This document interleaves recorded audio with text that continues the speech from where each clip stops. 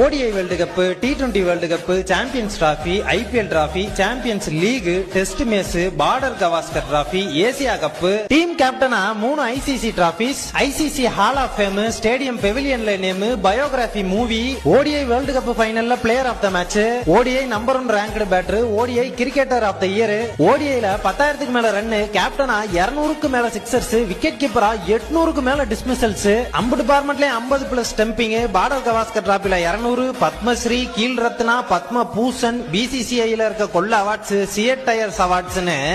இதுல எதவாச்சும் 1-2 பண்ணாலே பெரிய சாதனையாளரா. ஆனா அது அம்புட்டையும் அசால்ட்டா பண்ண ஒரே ஆளு